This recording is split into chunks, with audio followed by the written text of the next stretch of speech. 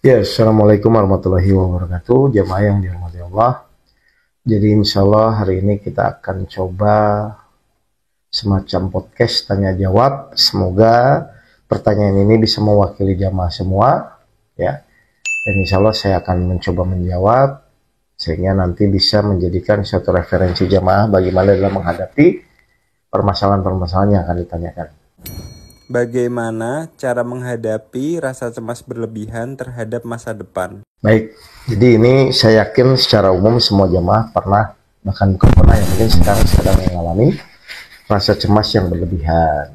Nah sekarang faktor yang utama biasanya orang cemas itu kan karena tidak mendapatkan sesuatu yang pasti.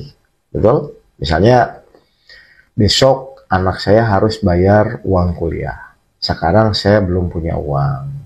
Nah, akhirnya kita cemas karena kita besok apakah nanti punya uang atau tidak untuk membayar anak kuliah, gitu kan? Nah, berarti apakah yang harus dilakukan? Yang pertama, Bapak Ibu harus menyadari bahwa tugas maksimal kita itu hanya sebatas ikhtiar, ya. Jadi mau seperti apapun, memang tugas maksimal kita hanya ikhtiar. Setelah ikhtiar, maka Bapak Ibu wajib berserah diri terhadap nanti apapun yang Allah putuskan. Apakah besok Allah mengizinkan atau tidak mendapatkan uang atau tidak, itu kembali kepada Allah. Nah insya Allah, kalau Bapak Ibu bersikap seperti itu namanya tawakal kepada Allah. Jadi tawakal itu, orang itu akan sadar bahwa, oh saya hanya ikhtiar maksimal saja. Urusan nanti besok dibayar atau tidak, itu kembali kepada keputusan Allah. Insya Allah sesuai janji Allah di surat 65 ayat 3 bahwa barang siapa bertawakal kepada Allah, Allah akan mencukupkan keperluannya. Silahkan dicoba, silahkan dilakukan. Itu yang pertama. Yang kedua, munculkan rasa bahwa apapun permasalahan yang kita hadapi kan tetap kita tidak mampu. Selain berharap dengan pertolongan Allah. Jadi tolong Bapak Ibu, setiap ada permasalahan itu, jangan selalu mengukur masalah itu dengan kemampuan kita. Kenapa? Karena semua permasalahan itu Allah berjanji akan menolong kita. Sehingga fokuslah, silahkan ikhtiar dengan bersikap agar benar-benar Allah itu menolong kita. Karena setiap ujian itu Allah hanya akan melihat sikap dan adab kita kepada Allah. Semakin kita berserah diri, semakin kita bersyukur dan tetap berikhtiar secara istiqomah, insya Allah akan Allah membuktikan janji-janjinya itu menolong diri kita. Jelas ya Bapak Ibu semua?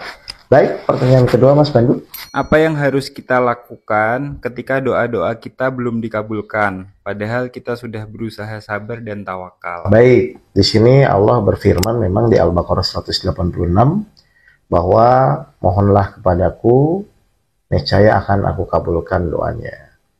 Hanya Bapak Ibu harus sadar, Allah memberikan syarat mengabulkan doanya. Itu dua hal.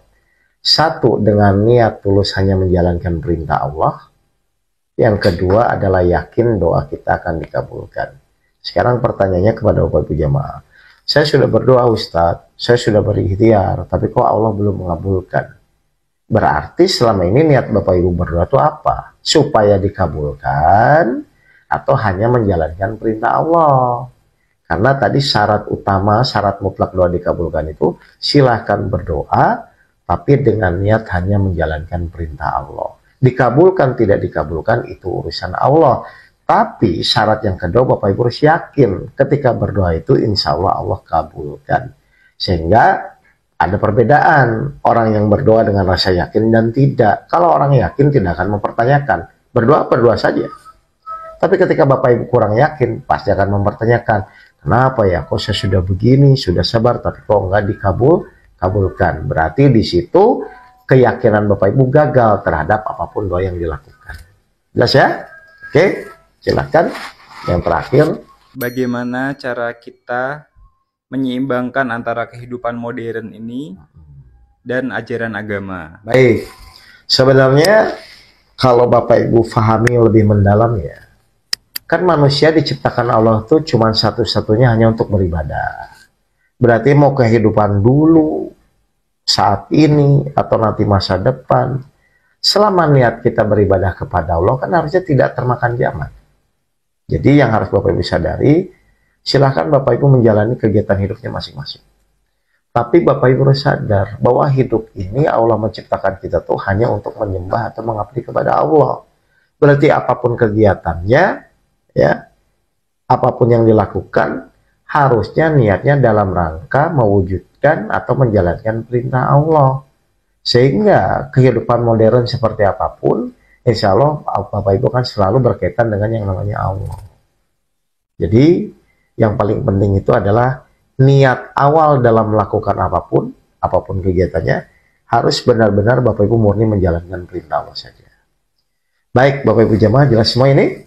Dan mohon masukannya kalau memang ya program ini misalnya baik atau misalnya membantu jamaah dalam mencari jawaban atau pertanyaan, kita nanti bisa lanjut di podcast yang kedua, ketiga, keempat, dan selanjutnya. Terima kasih. Wabillahi taufiq wal hidayah. Assalamualaikum warahmatullahi wabarakatuh.